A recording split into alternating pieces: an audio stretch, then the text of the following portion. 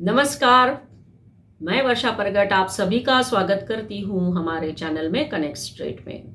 दोस्तों, राहुल गांधी जी यूएस यात्रा पर थे।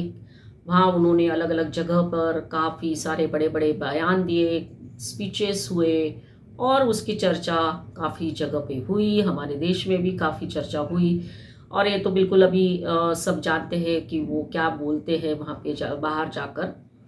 तो इसके बारे में हम बात नहीं करेंगे, हम बात करेंगे जो एक उनका बयान आया है उसके बारे में। मैं तो उनको धन्यवाद देना चाहूँगी क्योंकि जब भी ऐसा कुछ वो बोलते हैं तो एक तरह से हमको प्रेरणा मिलती है कि चलो इसके बारे में कुछ खोजा जाए, इसके बारे में कुछ बोला जाए। तो एक बयान उन्होंने दिया था हाल ही में, वो बयान इस तरह से है, मैं जो आपको मैं बताना चाहती हूँ। The Congress leader who is on the last legs ongoing visit of US. What he said there? He said that about country's freedom struggle, then including Mahatma Gandhi, B.R. Ambedkar, Sardar Vallabhbhai Patel, Jawaharlal Nehru and Subhash Chandra Bose were NRIs who kept an open mind about the outside world. Then what he said again, the central architect of modern India, Mahatma Gandhi, was an NRI. The foundation for India's freedom movement was laid in South Africa. हमारा जो विषय है वो इस बयान से संबंधित है। The foundation of India's freedom movement was laid in South Africa. तो इसके पहले भारत में कुछ भी नहीं हो रहा था, ये हमारे मन में आया और हमने सोचा कि चलो अब इसी के ऊपर बात करते हैं। सभी लोग शांति से बैठे थे इसके पहले जब गांधी जी साउथ अफ्रीका में थे। ब्रिटिश सरकार के खिलाफ किसी ने आवाज ही नहीं उठाई थी, सब लोग बहुत खुशी से रह रहे थे यहाँ पर। फिर all of a sudden Gandhi ji को लगा कि चलो पहले साउथ अफ्रीका में हमारा एक्सपेरिमेंट करते हैं, फिर बाद में वापस जाएंगे भारत में, वहां शुरू कर देंगे। इसका मतलब ये हुआ कि इसके पहले जिन्होंने भी प्रयास किया आज़ादी के लिए उसको राहुल गांधी भूल गए, या ये लोग हमेशा भूल जाते हैं, क्योंकि ये फैमिली और उनकी पार्टी हमेशा ही ये कहते हैं कि आज़ादी हमारी वजह से मिली। तो अगर गांधी जी ने फाउंडेशन साउथ अफ्रीका में रखा हमारे आज़ादी का, तो इसका मतलब ये हुआ कि 1857 की जो लड़ाई थी वो क्या थी? कुछ भी नहीं थी, ऐसे ही लड़ रहे थे लोग। तो फिर झांसी की रानी क्यों लड़े?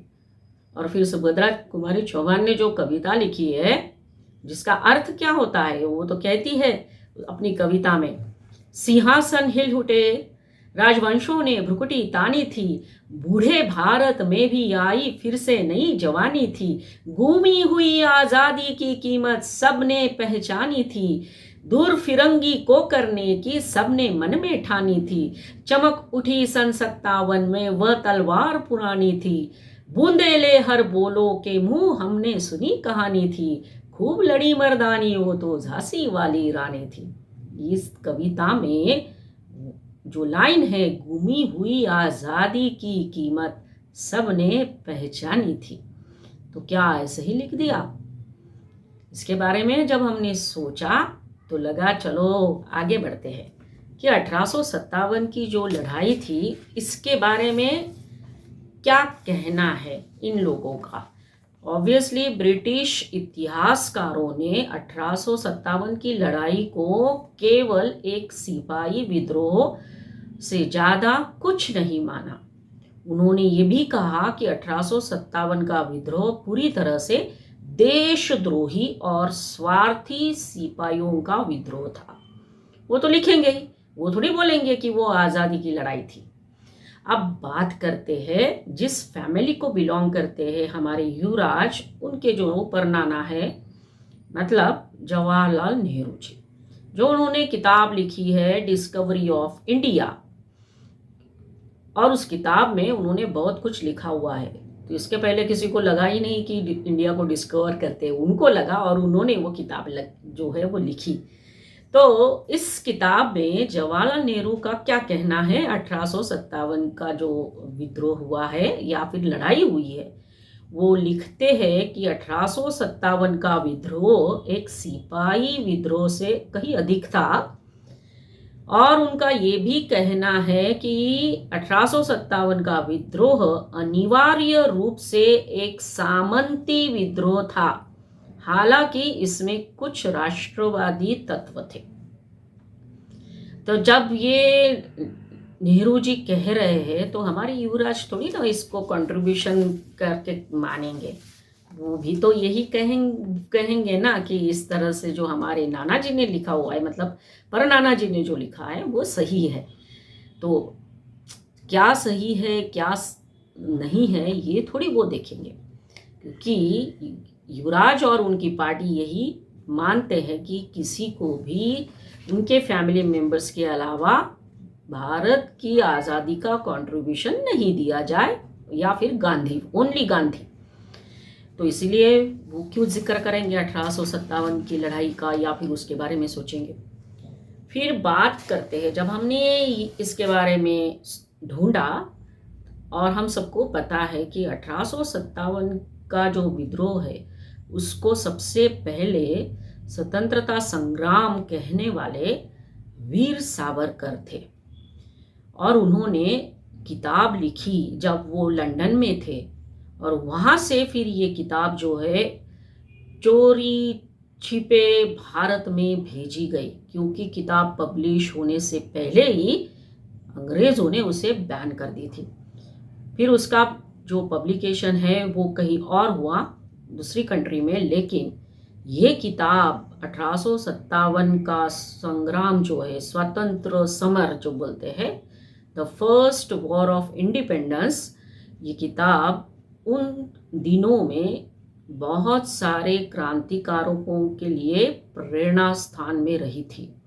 उनके लिए ये गीता, बाइबल, कुरान की तरह बनी थी। क्रांतिकारी इन जिनको ऐसा लगता था कि मुझे लड़ाई लड़नी है, तो पहले वो ये किताब 1857 की जो लड़ाई है, जिसको first war of independence Savarkar ji ने लिखा और कहा है, उसको पढ़ते थे।